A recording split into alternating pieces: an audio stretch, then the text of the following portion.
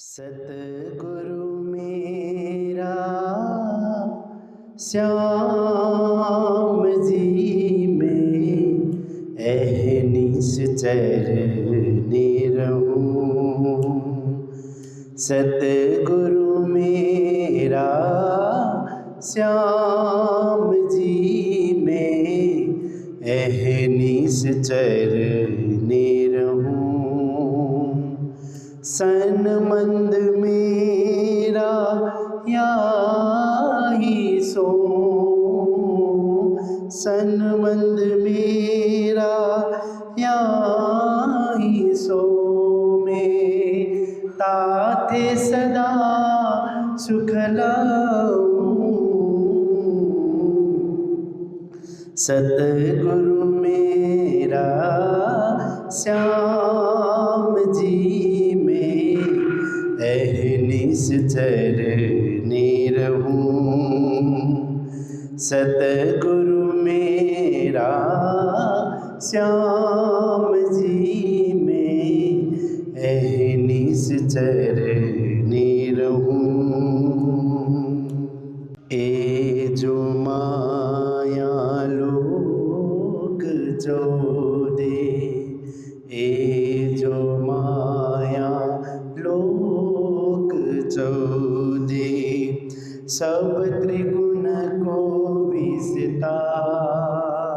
ए मोह अहम थे उपजे, ए मोह अहम थे उपजे, ताते छूटत नाई विकार। सतगुरु मेरा श्याम जी में अहनिश चरने रहूं। जा कारण माया रचे, शास्त्र विदीन कारण। जा कारण माया रचे, शास्त्र विदीन कारण।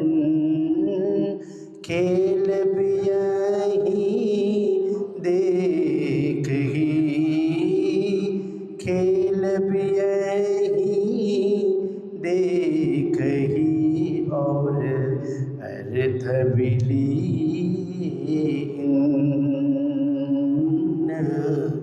अर्थ विलीन। सतगुरु मेरा श्याम जी में अहनिश चरने रहूं। बोलो श्री प्राणनाथ प्यारे की जय। जिना जानो शास्त्रों में नहीं है, शास्त्रों में सब कुछ, पर जीव सृष्टि क्यों पावहीं। जिनकी अकल है तुच्छ, जिनकी अकल है तुच्छ। बोलो कृष्ण कन्हैया लाल की, श्री निजानंद स्वामी की, श्री प्राणनाथ प्यारे की, महारानी बाईजुराज की, महाराजा छत्रसाल की, गुरुजी मंगलदास महाराज की, श्री कृष्ण प्रणामी धर्म की, तीनों पुरी धाम की, सर्व सुंदर साथ की, लोक जिमी आसमान के प्रणाम। उपस्थित धर्म प्राण शिरोमणि सुंदर साथ जी, माताएं बहनें भाइयों, देखिए संसार में कोई भी जन्म लेता है तो सबसे पहले व्यक्ति बालक, पहले तो बालक के रूप में जन्म लेता है और फिर थोड़ा बड़ा होता है, शिक्षा के क्षेत्र में प्रवेश करता है, पढ़ता है, लिखता है, अध्ययन करता है, खेलता है। इस तरह से पढ़ लिख करके जब वो ग्रेजुएट होता है स्नातक होता है तो एक व्यक्ति तैयार हुआ। एक व्यक्ति तैयार होने में 20 साल, 22 साल, कभी कभी 25 साल भी लग जाते हैं, क्योंकि जब जन्म लेता है तो अबोध होता है, उसको कुछ भी पता नहीं है। खाना और सोना इतना ही पता होता है, परंतु थोड़ा बड़ा होता है तो खेलना कूदना भी है और उसके साथ साथ पढ़ना लिखना भी है। ये सब उसको धीरे धीरे ज्ञान होने लगता है, धीरे धीरे बुद्धि विकसित होती है, फिर वो पढ़ाई में ध्यान देता है, अच्छे नंबरों से पास करने का उद्देश्य रखता है। इस प्रकार से व्यक्ति का निर्माण होता है। जगत में आने के बाद बुद्धि का विकास होता गया, व्यक्ति का निर्माण होता गया, पढ़ लिख करके वो समाज में खड़ा हो गया, परिवार में खड़ा हो गया, तो एक व्यक्ति तैयार हुआ। वही व्यक्ति फिर जब कमाई करने लगता है, नौकरी करता है, व्यापार करता है, व्यवसाय करता है, खेती करता है, जो कुछ भी करता है, और उस किए हुए कार्य से या किए हुए कार्य में इतना वो निपुण हो करके लगता है कि लोग उसकी प्रशंसा करने लगते हैं। जैसे आप देखिए कि कंपनी में काम करने वाले को भी कंपनी कभी कभी पुरस्कृत करती है, और आप देखिए कि सरकारी नौकरी में कोई कार्य कर रहा है तो उसने ईमानदारी से नौकरी की तो उसको भी पुरस्कृत किया जाता है, सम्मानित किया जाता है। साहित्य के क्षेत्र में काम करता है तो भी पुरस्कृत किया जाता है। फिर पहले व्यक्ति था, अब उसका व्यक्तित्व निर्माण हुआ, व्यक्ति से व्यक्तित्व का निर्माण हुआ। पहले वो पर्सन था, अब पर्सनालिटी उसका निर्मित हुआ। फिर देखिए कि आप खेती के क्षेत्र में भी नई नई खेती करके ज़्यादा उपजाऊ, ज़्यादा से ज़्यादा वो उपजाऊ कर रहा है, औरों को भी ज़्यादा उपजाऊ करने की प्रेरणा दे रहा है, तो उस क्षेत्र में भी उसका व्यक्तित्व निर्माण होता है। लोग उसके आगे पीछे होने लगते हैं कि तुम कैसे खेती कर रहे हो, कैसे ज़्यादा उपजाऊ कर रहे हो, क्या बात है। तो ऐसे ही आप देखिए कि व्यापार के क्षेत्र में भी व्यापार करते करते ज़्यादा मुनाफा लेना उसको सही नहीं माना जाता है। उचित मुनाफा लेना है, पर उचित मुनाफा लेते हुए भी व्यापार को आगे बढ़ा रहा है, और उसके व्यापार में जितने भी लोग कर्मचारी लगे हुए हैं सब संतुष्ट हैं। कर्मचारियों को भी बखत बखत पे प्रेरणा देते रहता है, तनख्वाह बढ़ाते रहता है, तो उसमें भी व्यक्तित्व का निर्माण होता है। व्यापार के क्षेत्र में भी के जितने भी कर्मचारी हैं उन कर्मचारियों को संतुष्ट रख करके व्यापार आगे बढ़ रहा है। तो मात्र वो व्यक्ति नहीं रहा, कई व्यक्तियों को अपने साथ लेकर के कई व्यक्तियों के जीवन में सुधार ला रहा है, तो उसका व्यक्तित्व का निर्माण हो जाता है। तो ऐसे ही राजनीति के क्षेत्र में देखिए, बड़े बड़े राजनेता होता हैं तो मात्र व्यक्ति नहीं होते, व्यक्तित्व का निर्माण करते हैं। शिक्षा के क्षेत्र में, राजनीति के क्षेत्र में, विज्ञान के क्षेत्र में, और आप देखिए कि ये औषधि उपचार के क्षेत्र में बहुत सारे डॉक्टर लोग होते हैं, और कुछ डॉक्टर ऐसे होते हैं कि व्यक्ति के रूप में अपना ही अपना फीस लेते रहना, और कुछ डॉक्टर क्या है कि फ्री में इलाज करके व्यक्तित्व का निर्माण करते हैं, बहुत सारे बीमारियां फ्री में ट्रीटमेंट कर देना। तो आप देखिए मनुष्य जब समाज से जुड़ता है तो व्यक्तित्व का निर्माण होता है, अन्यथा वो केवल एक व्यक्ति है, जी रहा है, पर समाज सेवा में, समाज उत्थान के लिए, समाज विकास के लिए वो आगे बढ़ता है। इतना ही नहीं, धार्मिक क्षेत्र में जुड़ करके बड़े बड़े आश्रमों का निर्माण किया, संस्थाओं का निर्माण किया, और बहुत सारे लोगों के जीवन को सात्विक बनाया, बहुत सारे लोगों के जीवन को अहिंसक बनाया, तो उसका भी व्यक्तित्व का निर्माण हो गया, उसने समाज सुधार का कार्य किया। अब जब व्यक्तित्व का निर्माण होता है तो कृतित्व बोलते हैं ना, फिर उसकी कृतियाँ, क्या क्या कृतियाँ उसकी हुई। जैसे साहित्यकार हैं तो कौन कौन सी किताबें उसने लिखी, जिस क्षेत्र में वो निपुण हो रहा है उस क्षेत्र में निपुण होने के लिए क्या क्या गुण चाहिए, इस संदर्भ में उसने किताबों का प्रकाशन किया। खेती के क्षेत्र में बढ़िया खेती कैसे हो सकती है, इसके लिए उसने किताबों का प्रकाशन किया। राजनीतिज्ञ, कुशल राजनीतिज्ञ कोई कैसे बन सकता है, उस समय उसने कुछ कृति का निर्माण किया। तो आप देखिए, पहले वो व्यक्ति था, व्यक्ति से व्यक्तित्व का निर्माण हुआ, व्यक्तित्व का निर्माण होने के बाद कृतित्व, उसकी कृति। जैसे आप देखिए कि दुनिया में कितने लोग आए, कितने लोग गए, कौन किसको याद करता है? कोई नहीं किसी को याद करता। किसको फुर्सत है कि किसी को याद करे? देखिए आजकल तो लोग माता पिता को भी याद करना भूल जाते हैं ना, तिथियां आती है तो भी भूल जाते हैं, याद ही नहीं रहता है, क्योंकि वो देखते हैं कि एक बार कर दिया, काज क्रिया जो भी है वो पूर्ण कर दिया, क्रियाकर्म माता पिता का हो गया, ऐसा सोच करके। तो देखिए दुनिया में अपने ही माता पिता, अपने ही रिश्तेदारों की तिथियां याद करने के लिए वक्त नहीं है या रुचि नहीं है, तो ऐसे लोग समाज के लिए क्या कार्य करेंगे? कौन किसको याद करे? पर याद उसी को किया जाता है जिसका व्यक्तित्व महान है, जिसका कृतित्व महान है, समाज को कुछ दे करके गया है। तो ऐसे महापुरुषों को, ऐसे महान व्यक्ति को, ऐसे जो अवतारी पुरुष होते हैं उनको युगों युग तक याद किया जाता है, युगों युग तक उनको पूजा जाता है और युगों युग तक उनके बताए मार्ग का अनुसरण किया जाता है।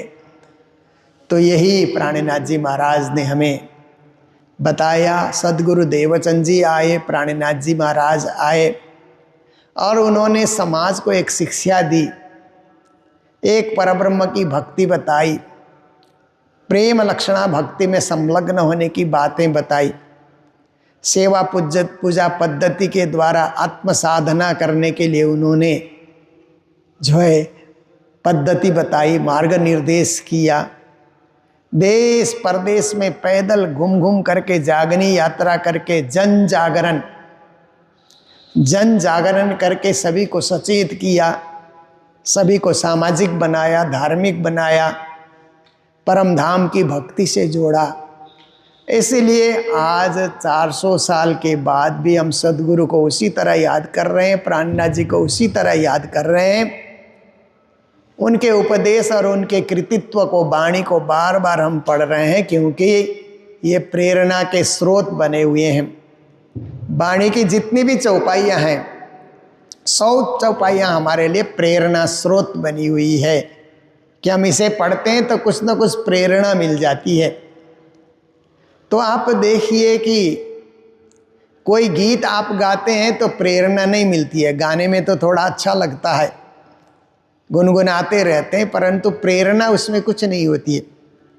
पर एक भजन आप गाएंगे तो आपको प्रेरणा मिलती है उससे, क्योंकि भजन से भक्ति करने की प्रेरणा, परमात्मा के उस स्मरण में डूब जाने की प्रेरणा और आत्मिक प्रेम जागृत करने की प्रेरणा, ये सब चीज़ें भजन के गाने से, वाणी के गाने से, चौपाइयों के गाने से बार बार हमें प्रेरणा मिलती है। इसलिए हम लोग वाणी गाते रहते हैं, समय समय पे भजन गाना, वाणी गाना, प्रार्थना पुष्पांजलि की प्रार्थनाएं गाना।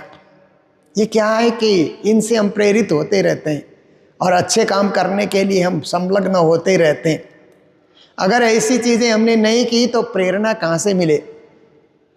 कोई जगह ही नहीं है, क्योंकि अच्छा काम करने के लिए तो अच्छे लोगों की संगत करनी पड़ेगी, अच्छे लोगों की बात सुननी पड़ेगी, तभी तो हम प्रेरित होकर के आगे बढ़ सकते हैं।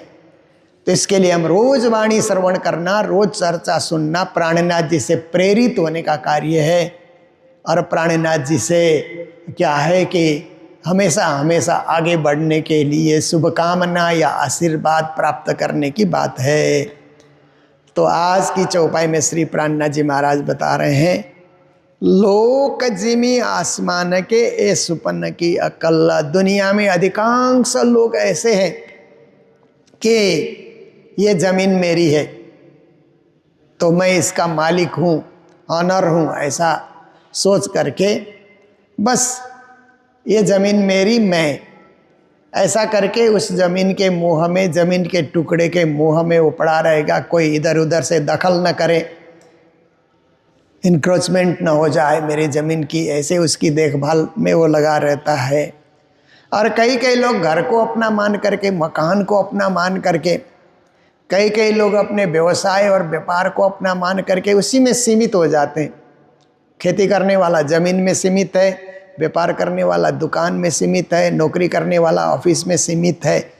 ऐसे लोग हो जाते हैं और उससे आगे की सोच उनके पास नहीं है। यही काम करो, परिवार का पोषण करो, गुजारा करो, इतना ही सोचते हैं। परंतु उनमें धार्मिक प्रेरणा जगे तो धार्मिक प्रेरणा जगने के बाद क्या होता है, मंदिर जाओ, पूजा करो, पाठ करो, सत्संग करो, परोपकार करो, धर्म करो, तीर्थ करो, व्रत करो, ये सब प्रेरणाएं मिलती है। नहीं तो कोई कुछ करेगा ही नहीं। आप संसार में अधिकांश लोगों को देखिए कि बस घर गुजारा, परिवार गुजारा, इतने में ही सीमित हैं।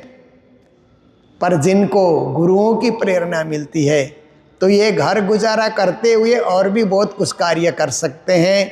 आत्मा विकास का कार्य करेंगे और समाज का कार्य करेंगे, धर्म क्षेत्र में जागने का कार्य करेंगे।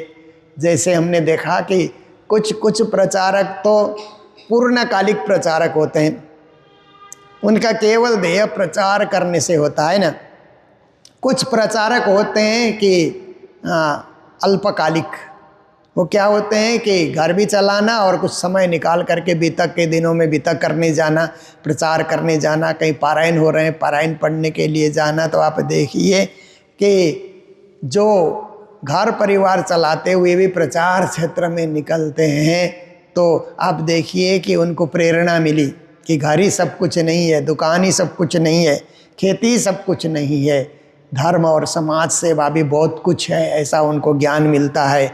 और वे ही अपने जीवन को महान बना सकते हैं। जो पूर्णकालिक हैं वो तो है ही हैं, परंतु जो आधा काल के लिए या अल्पकाल के लिए भी सेवा में संलग्न हो जाते हैं, उनको भी कुछ न कुछ हिस्सा मिल ही जाता है।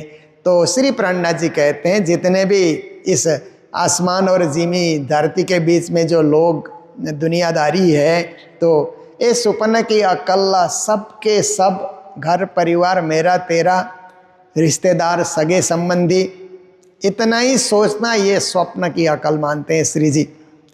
जागृत बुद्धि तब आएगी कि हम आत्मा हैं, परमात्मा के अंश हैं और हमें आत्मा जागृति करके परमात्मा के धाम में लौटना है। ये जागृत बुद्धि जब तक नहीं आएगी, तारतम बुद्धि जब तक नहीं आएगी, बाकी सारा काम आप करते चलो पर वो स्वप्निक बुद्धि से ही काम होता रहेगा, जागृत बुद्धि से काम नहीं होगा। इसके लिए धर्म से जुड़ना जरूरी है। 5 तत्व को छोड़ के, बहुत सारे लोग तो 5 तत्व को छोड़ करके, 5 तत्व में हमारा शरीर भी आ जाता है। और कई लोग क्या है कि शरीर धर्मी लोग होते हैं ना। शरीर धर्मी लोग क्या करते हैं कि शरीर की सुरक्षा के लिए ही तो सुबह से लेकर के योगा, प्राणायाम, व्यायाम, शरीर मेरा ठीक ठाक रहना चाहिए और शरीर कोई नहलाना धुलाना, साफ सफाई, शरीर तंदुरुस्त रहे, इतने में ही लोग रह जाते हैं कई सारे लोग। और कई सारे लोग ये करते हुए पूजा पाठ भी कर लेते हैं, भक्ति भी कर लेते हैं, आत्मचिंतन भी कर लेते हैं। आप देखिए तो गुरुजी मंगलदास जी ने मंगल सूक्ति में एक जगह लिखा, शरीर के पुजारी मत बनो, आत्मा के पुजारी बनो। अधिकांश लोग शरीर ही सब कुछ है, देहात्मवादे रतः, देह ही आत्मा ऐसा सोच करके रत हो रखे, तो ऐसे लोगों को प्राणनाथ जी भी प्रेरणा दे रहे हैं, गुरु जी मंगलदास जी भी प्रेरणा दे रहे हैं कि आप शरीर के पुजारी बने, शरीर को खिला रहे हैं, पिला रहे हैं, शरीर को पहना रहे हैं, शरीर को सुला रहे हैं, शरीर को नींद दिला रहे हैं, शरीर को घूमने फिरने लेकर के जा रहे हैं, शरीर के पुजारी बने हुए हैं। आत्मा के पुजारी बनते हैं तो शरीर का चिंतन कम, आत्मा चिंतन, परमात्मा का ध्यान, परमात्मा की पूजा, समाज की सेवा, धर्म की सेवा, ऐसे क्षेत्र में वो लोग जुड़ जाते हैं। प्राणनाथ जी उसी को जागृत आत्मा मानते हैं, जागृत ब्रह्म सृष्टि मानते हैं। तो कहते हैं आगे न सके चलना, जो देह के पुजारी होते हैं, 5 तत्व के पुजारी होते हैं, वो आत्मा तत्व को नहीं समझ सकते, आगे नहीं चल सकते। जो शुद्ध आचार्यों नहीं, कभी कभी तो बहुत सारे संप्रदाय में गुरुजन होते हैं, वो गुरुजन आचरण की शिक्षा देते हैं, नैतिकता की शिक्षा देते हैं, जगत में कैसे जीवन जीना चाहिए ये शिक्षा भी देते हैं, पर लोक परलोक की बातें नहीं बताते कि मरने के बाद कहाँ जाएंगे, उस समय हमारी आत्मा कहाँ भटकेगी, उसको कहाँ पहुँचाना है, और अखंड मोक्ष वो आत्मा को कहाँ जा कर के प्राप्त होता है, ये बहुत सारे आचार्य भी नहीं बताते हैं। श्री जी के समय में भी श्री प्राणनाथ जी महाराज बहुत सारे संतों से, आचार्यों से, विद्वानों से मिले, तो उन्होंने देखा कि है धर्म के गुरु, पर मोक्ष के विषय में कुछ चर्चा करते ही नहीं है, केवल धरती के विषय में, संसार के विषय में ही बता रहे हैं। तो श्री जी कहते हैं उन आचार्यों को भी मोक्ष धर्म की बातें, मोक्ष प्राप्ति की बातें बतानी चाहिए। सो जीवों नहीं बरतता, अगर आचार्यों ने नहीं बताए तो जगत के जीव कहाँ से सीखेंगे, शिक्षक नहीं अच्छी बात बताएगा तो विद्यार्थी कहाँ से सीखेंगे। इसीलिए शिक्षक को ही तो बताना होगा सब कुछ, धर्मगुरु को ही बताना होगा कि स्वर्ग कहाँ है, वैकुंठ कहाँ है, निराकार कहाँ है, शून्य कहाँ है, और परमधाम कहाँ है, अक्षरधाम कहाँ है। ये सारी बातें जो शास्त्रों में लिखी है उनका क्रमबद्ध रूप से जगत को शिक्षा देने की ज़रूरत है, अन्यथा लोगों को कुछ पता ही नहीं चलेगा। जागृत बुद्ध ब्रह्म सृष्टि में, इसीलिए ब्रह्म सृष्टि में जागृत बुद्धि आई, ब्रह्म सृष्टि जागृत होकर के और सृष्टि को भी जगा रही है, और ब्रह्म सृष्टि होने का लक्षण यही है कि दूसरों को भी जगा सके। अकेले तारतम पा करके कोई कहे मैं ब्रह्म सृष्टि, मैं ब्रह्म सृष्टि, तो ब्रह्म सृष्टि होने का वो निशान सही नहीं हुआ। ब्रह्म सृष्टि होने का निशान है कि ऐसा कर्तव्य करे, ऐसा कर्म करे कि और भी प्रेरित हो जाएं, उनकी भक्ति को देख करके, उनके स्वभाव को देख करके, उनकी जो है शालीनता को देख करके अन्य बहुत सारे लोग प्रेरित हो जाएं और वो दूसरों की जागनी करने के लिए भी संलग्न हो जाएं, तो उसको ब्रह्म सृष्टि कहा जाता है। खुद जागना बड़ी बात नहीं है, दूसरों को भी जगाना है तो वो सबसे बड़ी बात होती है कि जागो और जगाओ। इस संदेश को अक्षरशः जीवन में पालन करना, यही ब्रह्म सृष्टि की रीत है।